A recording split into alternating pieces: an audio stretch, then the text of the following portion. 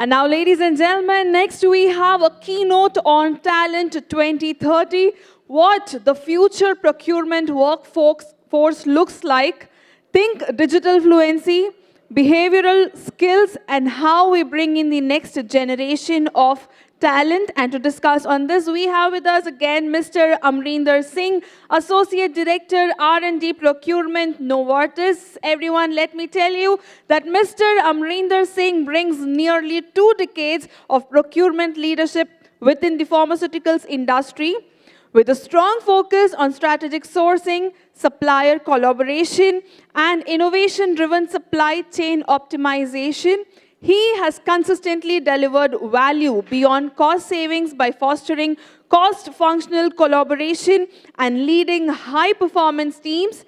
His expertise is especially strong in R&D procurement, where he drives impactful results through strategic alignment and operational excellence. Everyone, please welcome him on the stage, Mr. Amrinder Singh. It's so meaningful to be here with you today because I believe this room holds the people who can rewrite the procurement playbook. So let me ask you a question. How do you influence a tough stakeholder? Anyone? Continuous collaboration. Mm-hmm. And involve, understand their priorities. Mm-hmm. And also, one of the priorities is to understand why they are planning to go for the project, what level of impact it makes their organization. Right. So the collaboration, continuous dialogues, build the relationships. Perfect. Success to date. Perfect. So, some years ago, I asked this question to a promising procurement candidate.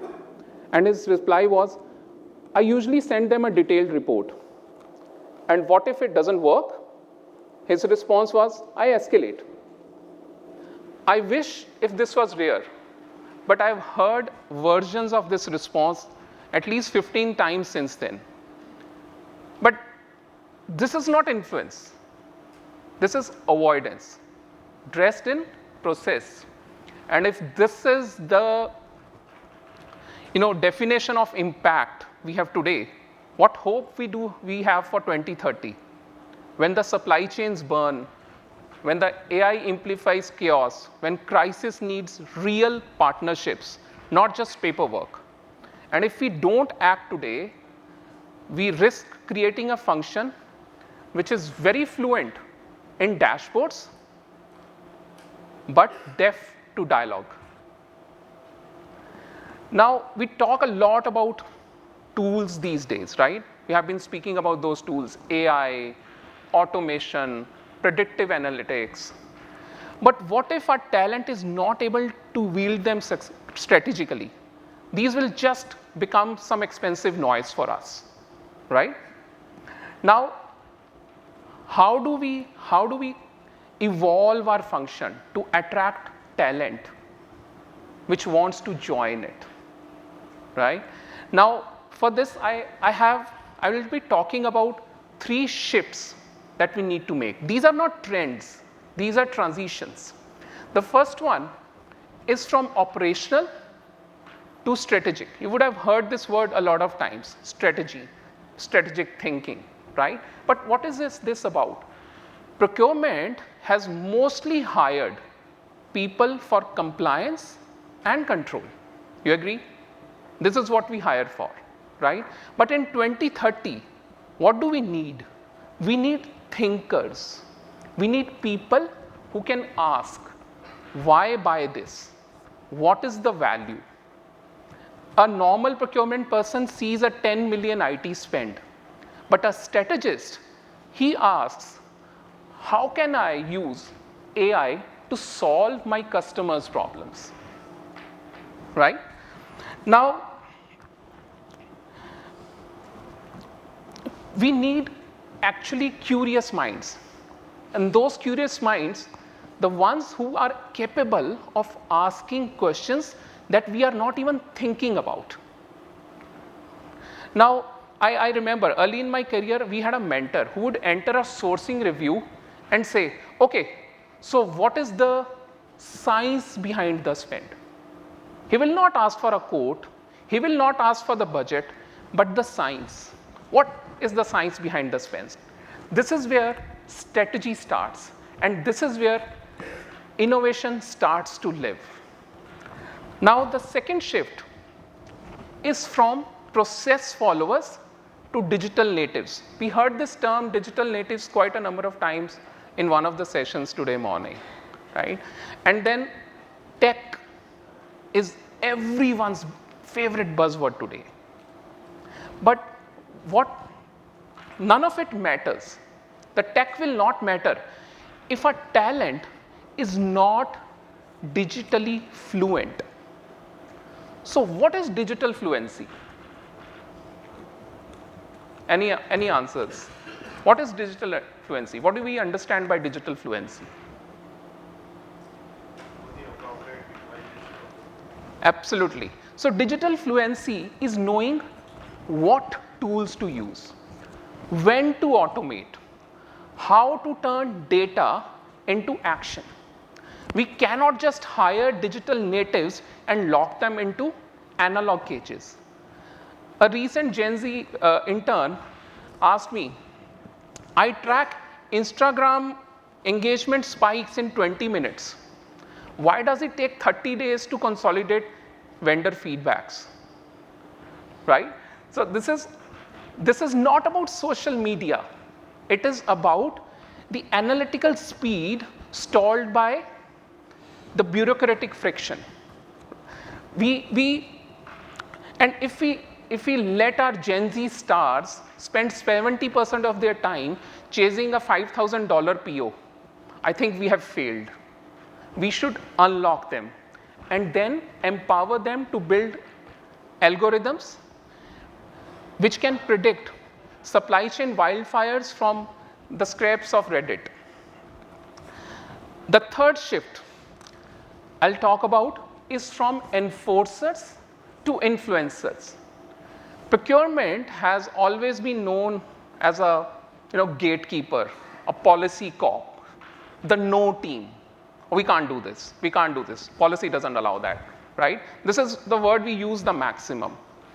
But the smart ones, they say, how can we help business? What is it that we can do to improve the outcomes? But what does this need? AI? This needs storytelling. This needs relationship building. This needs reading the room. And above all, this needs influence, right? We talked about influence also in the morning in one of the sessions. So I'll tell you, one of my best wins came when one of the stakeholders came back and asked to source a very risky product from a sole source supplier. Instead of showing him the policy, we said, okay, why not we do a 1-week sprint with your team plus 3 suppliers to do prototypes for you. And believe me, we achieved better outcomes than what we had originally imagined. And certainly we built trust capital for life with the stakeholder, right? But then in 2030, procurement will not be measured by the savings enforced, but the partnerships built. Now, the tools will change. What we have today were not there 5 years ago. 5 years from now, we don't know what new tools and technologies will be there. Categories will evolve. But where does the real transformation start? Real transformation starts with people. So the question isn't how do we digitize procurement? It is how do we humanize enough to attract talent which will redefine it. As procurement leaders, we build careers, we shape mindsets, we design cultures worth joining, right? But What if we replace a compliance KPI with an innovation KPI? For example, percentage of managers suggesting alternate solutions as a KPI, or number of alternate solutions suggested by a team member in last 6 months as a KPI. And believe me, the talent of 2030 is right here, watching us and deciding if this is a mission that they would want to join, or this is where the ideas come to die. So if there is one idea you want to take back, it is humanize before you digitize, right? And ladies and gentlemen, we can rewrite the playbook of procurement, not with the tools, but with the talent who sees human and data in 3D. And this is how we can, make procurement future-proof. Thank you so much. I'll welcome any questions if you have, or add-ons to what I just spoke about. Yeah, please. Hi. Can you hear me? Yeah. So this question is not just in particular about procurement, but so I lead the spend analytics platforms. I'm from Novartis. So how many of the leaders believe in their own talent? Because most of the insights are looked at by your mid-level or mid-career people who are sitting at your office. They are looking into the data. They work day in, day out. But their insights are kept aside, and millions of dollars of spend every year is going for consulting firms. When the consulting firms come to your respective offices, they give you some pitches and all. After 1 year, you see the same idea given by your own talent, which was kept aside. So, I mean, to be very frank, I can't solve individual problems, but we can talk about it. How do you do that? What your organization values, how they, allow people, to express and, implement the ideas is like something that is built into the culture, the DNA of the organization, right? So if there is a culture which is curious, which is humble, right, ideas will flow freely. But if the culture that is built within the organization is not, which allows alternate thinking, then probably most of the ideas will go to die. So this is all to do with culture, or rather most of the things are to do with culture of the organization. But then I would still say, do not stop from giving those ideas. Do not stop yourself from thinking, or thinking in a different way than everybody else is thinking. So that is when the progress will stop. Continue what you're doing, even if you have failure once, twice, thrice, right? So just to give you an example, Michael Jordan played basketball player, right? He played for 15 years. How many championships they won? Any idea? How many championships he won, NBA championships? 6 times. Did he fail the 9 times? No, he didn't. He was building, learning, right? So it's not about if once it has happened, twice it will happen. So continue your pursuit of, suggestions, your ideas. That's my humble opinion on this. thanks. Yes, please.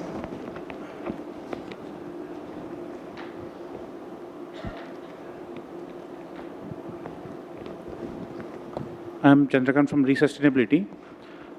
If you see today's Gen Z, they lack a lot of basic engineering. When we go for campus recruitments and all, I'm sure many of us, face this. Many of the engineering graduates, they don't even know the basic engineering fundamentals. But going for, is there any skill set while recruiting Gen Zs, other than engineering things, to be focused? What do you think? You said. Can you repeat that? I didn't get the last part of your question. So, Is there any skill set apart from engineering knowledge to be looked for in Gen Z recruitments?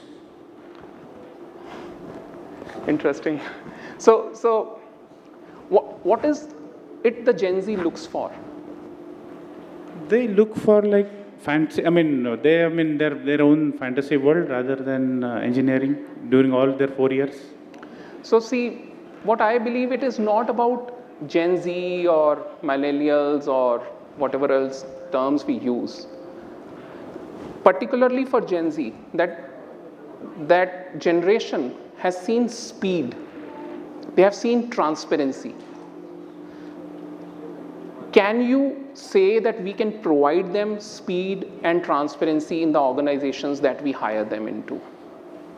We call them, make them sit for months, not doing anything. They get restless. And then we blame their engineering. No, they fail during interviews itself. They don't know basic engineering definitions or whatever. Right. So, there is no straight answer, like what streams you look for, probably those streams are better. No, probably not. An engineer will do what an engineer has to do, a doctor will do what a doctor has to do, whether it's a millennial or a Gen Z or the new generations coming in. But what I say is, give them the environment, give them the space where they can do what they should be doing. No, I understand where you are coming from. You are telling that we have to ensure their success. That is the thing. I agree with that. But no, I'm not saying that. That's what you want to say? To motivate them or whatever, to get them the work? No. I don't believe in motivation. That is time, short time. Okay. You motivate today, tomorrow again you need that. No, I'm saying motivation, to keep motivating them, we have to ensure their success. That's one of this thing. But No. My question is, other than engineering knowledge, is there any skill set to be looked for while recruiting younger generation? Yeah, see, what I put that is like, we need some skills that people call them as soft skills, but I call them as hard skills because those are hard to learn. Communication, right? Being easy to work with, right? Being able to learn new things. Engineering is easy. 4 saal mein everybody will do it, right? Maybe do an MTech also. But then learning communication, learning to work with people, learning to forge long-term partnerships, learning to write a proper email, right? Okay, using the right word, using diplomacy to prove your point. Those are the skills you look for. And then don't worry too much about if it's an engineer or a BSc graduate. Done. Yeah. Thank you. Thank you. So it's always pleasure to listen to Amrinder, and he bring a very different perspective. So as you rightly said, somehow traditionally we have been compliance, risk mitigation, and we always have a feeling, oh, don't touch, if it happens, my factory will stop.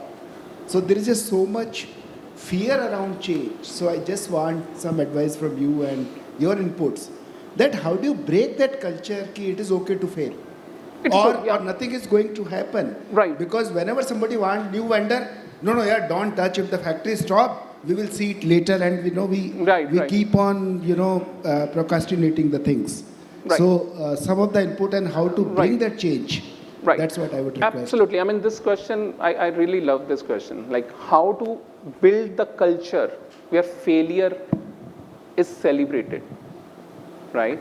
Where people, instead of sharing their success stories, they share their stories of failure, right? Very difficult. Again, a cultural thing. Like, how do you build that? I believe this has a lot to do with how your top management sees it. And then also in terms of how the teams evolve together. doing it. If they have seen, failed together and risen again, I think this culture evolves over time. It doesn't happen overnight. But then what I usually say is, ask the questions. Ask the question. For example, don't do this. So the next question should be, so what? If I don't do this, what is going to happen? And if the person doesn't have an answer, probably it's okay to fail.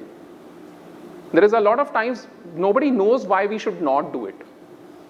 So let it be, it will percolate. If you start with your team, probably it will, percolate in the organization also. I don't know if I've been able to answer it, but yeah. There is no question from my side, but I want to give the feedback. Last slide you shows the humanization is greater than the digitalization. This value shows the very good thinking and good aspect on this, the talent we are having. Right. So you can buy the technology, buy the manpower, or buy the new processes, but you can't buy the intelligence. So that's the very good crest. Thank you. Thank you. Thank you. Thank you, everyone. More questions, sir? Maybe you can take it Sure, during the break sure. time. Thank you so much. We would now like to felicitate you, and I request Dr. Sanjeev Nayan, Head of Supply Chain Management, JK Agri Genetic Limited, to please come upon the stage and felicitate our speaker. Everyone, please give him a big round of applause.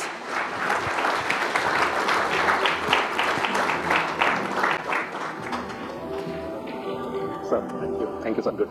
Yeah.